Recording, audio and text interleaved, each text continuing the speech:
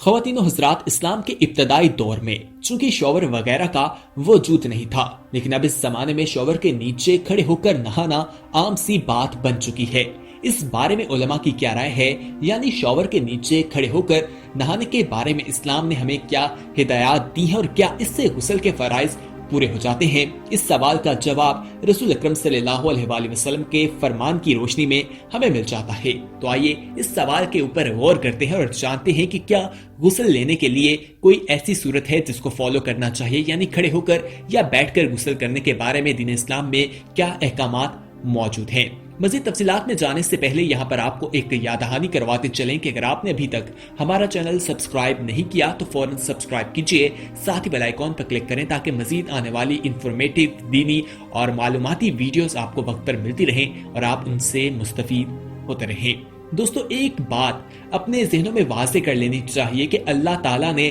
اسلام کو آسانی کا دین بنایا ہے۔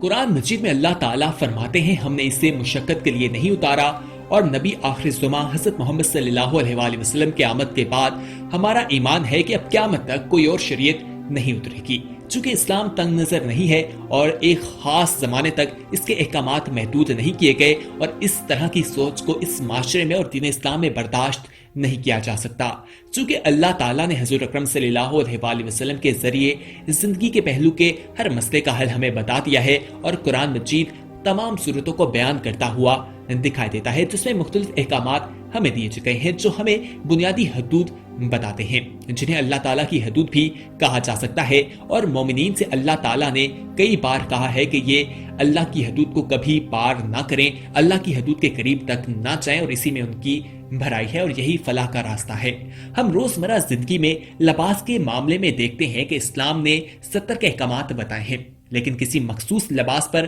اصرار نہیں کیا گیا، یعنی مرد اور عورت نے اپنے آپ کو ڈھانپ کر رکھنا ہے، بے حیا اور عریانی نہیں دکھانی، یہ ہمیں تعلیمات دی گئی ہیں۔ لیکن یہ بات سمجھنی چاہیے کہ ہمیں یہ نہیں کہا گیا کہ ہم نے کس طرح کا لباس پہننا ہے، شلوار قمیض پہننی ہے،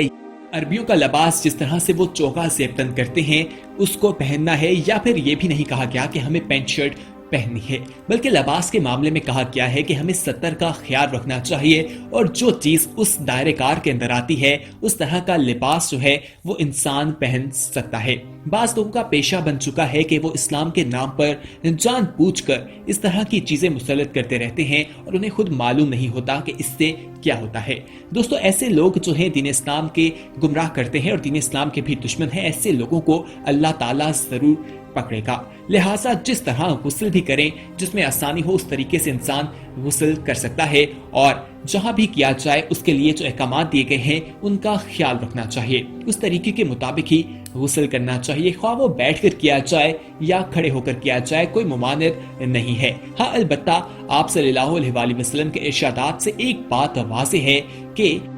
دوران غسل 70 کا لحاظ رکھنا چاہیے۔ غسل کھڑے ہو کر یا بیٹھ کر دونوں صورتوں میں ممکن ہے، البتہ بیٹھ کر غسل کرنا زیادہ 70 کی وجہ سے افضل سمجھا جاتا ہے، کیونکہ بیٹھنے کی وجہ سے انسان کا برہنے ہونے کا جو خطرہ ہے وہ انتہائی کم ہو جاتا ہے، اس لیے اس چیز کو پسند کیا جاتا ہے کہ انسان کو بیٹھ کر غسل کرنا چاہیے۔ اس بارے میں کوئی احکامات موجود نہیں ہے، انسان کھڑے ہو کر بھی وضو کر سکتا ہے۔ جیسا کہ ویڈیو کے آغاز میں بھی ہم نے آپ کو بتایا کہ آپ نے صرف بنیادی شرائط جو دین اسلام نے ہمیں بتائی ہیں ان کو پورا کرنا ہے، یعنی اسلام نے جو مختصر احکامات دیے ہیں، جو فضائل بتائے ہیں ان پر عمل کرنا ہے، ان کو پورا کرنا ہے۔ غسل کے معاملے میں امیر المومنین حضرت عائشہ صدیقہ رضی اللہ عنہا حضور اکرم صلی اللہ علیہ وآلہ وسلم کے غسل کرنے کے طریقے کے بارے میں بیان فرماتی ہیں کہ رسول اکرم صلی اللہ علیہ وآلہ وسلم جب غسل مجامت کرتے تو پہلے دونوں ہاتھ دھوتے، پھر دائیں ہاتھ سے بائیں ہاتھ پر پانی ڈال کر استنجا کرتے، پھر اس کے بعد مکمل وضو فرماتے، پھر پانی لے کر سر پر ڈالتے، پھر پورے بدن پر پانی بہا دیتے، اور پھر آخر میں پانی سے اپنے پیر دھو لیتے۔ ائمہ کرام نے اس حدیث مبارکہ کی روشنی میں غسل کا مسنون طریقہ اور مستحق طریقہ بھی بتایا ہے کہ سب سے پہلے جو انسان کو کرنا چاہیے وہ یہ ہے کہ انسان بسم اللہ سے غسل کی ابتدا کرے، پھر دونوں ہاتھوں کو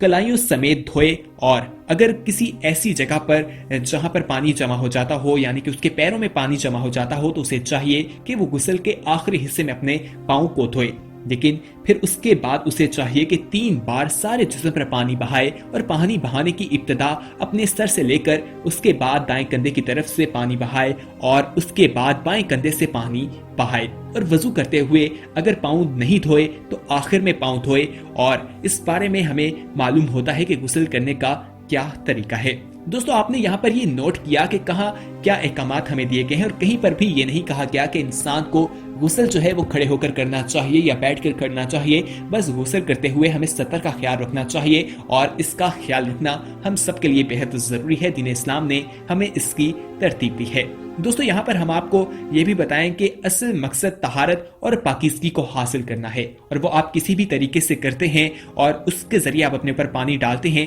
تو یہ جائز ہے، اس میں کوئی بھی مسئلہ نہیں ہے۔ آپ بالٹی سے بھی نہا سکتے ہیں، شاور کے ذریعے بھی نہا سکتے ہیں، یا پانی کے نیچے ویسے کھڑے ہو کر بھی نہا سکتے ہیں۔ کسی بھی صورت میں غسل حاصل کرنا مقصد ہوتا ہے، یعنی کہ طہارت اور پاکیزگی حاصل کرنا ہے۔ اسلامی تعلیمات جو ہیں وہ بہت آسان ہے۔ اسلام آسانی کا مذہب ہے۔ دین اسلام انسان کو آسانی کی طرف لے کر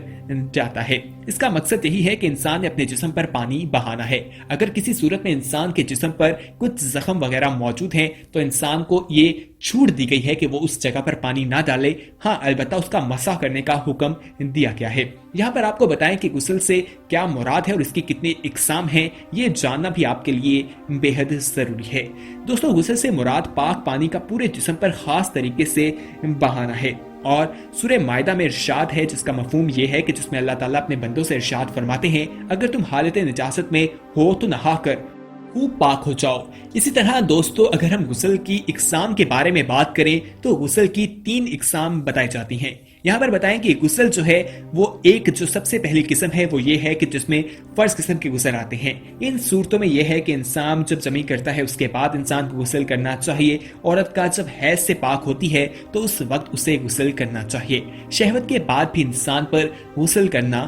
فرض ہے۔ غسل کی جو دوسری اقسام بیان کی گئی ہے، قسم بیان کی گئی ہے، اس میں ہے کہ انسان جمعے کی نماز کے وقت غسل کر سکتا ہے، جمعے کے روز غسل کیا جا سکتا ہے۔ حضور اکرم صلی اللہ علیہ وآلہ وسلم کی ایک حدیث مبارکہ ہے جو بخاری شریف میں روایت کی گئی ہے کہ ہر بالغ پر جمعے کو غسل واجب، اس لیے انسان کو چاہیے کہ وہ جمعے کے روز غسل کرنے کو اپنی عادت بنائے۔ اس کے ساتھ ساتھ جو دوسری قسم میں غسل آتے ہیں ان میں یہ ہے کہ عیدین کے موقع پر یعنی کہ چھوٹی اور بڑی عید کے موقع پر انسان غسل کر سکتا ہے۔ حج یا عمرے کا احرام کے وقت بھی غسل کیا جا سکتا ہے۔ جبکہ تیسری قسم جو ہے غسل کی اسے غسل مستحکم کہا جاتا ہے، اور یہ ان لوگوں پر فرض ہوتا ہے جب وہ کوئی شخص اسلام قبول کرتا ہے یا جب کوئی بچہ بالغ ہو جاتا ہے، یعنی کہ سرجری کے بعد بھی اگر کوئی شخص صحت یاب ہوتا ہے تو وہ بھی اس قسم میں غسل کر سکتا ہے۔ دوستو اس طرح بہت سی عبادات کی رائے ہیں جس کے بارے میں ہمیں معلوم ہوتا ہے کہ ان کاموں میں ہمیں غسل کیا جا سکتا ہے۔ مکہ مدینہ میں داخل ہوتے وقت بھی غسل کیا جا سکتا ہے، حج کے موقع پر بھی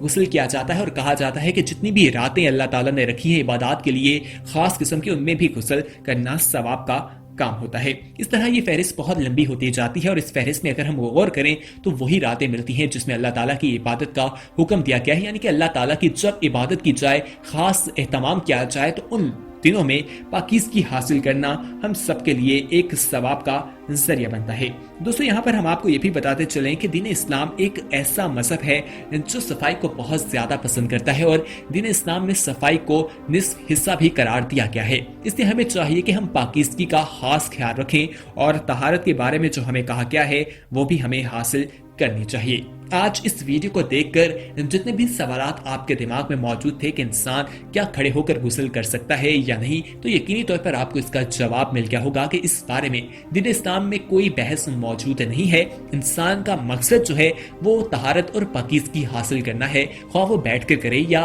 کھڑے ہو کر کرے۔ اس میں کسی بھی قسم کی ممانعت نہیں ہے، بیٹھ کر اور کھڑے ہو کر دونوں صورتوں میں غسل کیا جا سکتا ہے، لیکن اس کا ایک طریقہ کار ہے، اس کو فالو کرنا لازمی ہے۔ اس کے لیے جو پانی استعمال کیا جائے وہ صاف ستھرا اور پاک پانی ہونا چاہیے جو آپ کی نجاست کو آپ سے اتارتے اور ناپاکی چیزوں کو آپ سے دور کرتے اور آپ پاک ہو جاتے ہیں۔ दोस्तों, गुस्ल करने के बारे में सख्त अहकामात दिए गए हैं। दीन इस्लाम सफाई के हवाले से भी सख्त अहकामात देता है और हमें चाहिए कि हम इन पर अमल करें। इसी वजह से हम दुनिया और आखिरत दोनों में कामयाबी हासिल कर सकते हैं। दोस्तों, अगर इस दुनिया में हम अल्लाह और उसके रसूल के अहकामात की खिलाफ वर्जी करेंगे तो आखिरत में हमारे साथ बहुत ही सख्ती का मामला होगा। इसलिए हमें चाहिए कि इन तमाम मालूमात को हम दूसरों तक भी पहुंचाएं ताकि उनकी इंफॉर्मेशन जो है उसमें भी इजाफा होते रहे और उन्हें मालूम हो सके कि आखिर उन्होंने किस तरह से गुस्ल करना है और खड़े होकर या बैठकर गुस्ल करने के हवाले से जो उनके जहन में सवाल है उसका जवाब भी उन्हें मिल सके। उम्मीद है कि आज की ये वीडियो आपको पसंद आई होगी। इस वीडियो को अपने दोस्तों के साथ जरूर शेयर कीजिएगा और अगर आपने अभी तक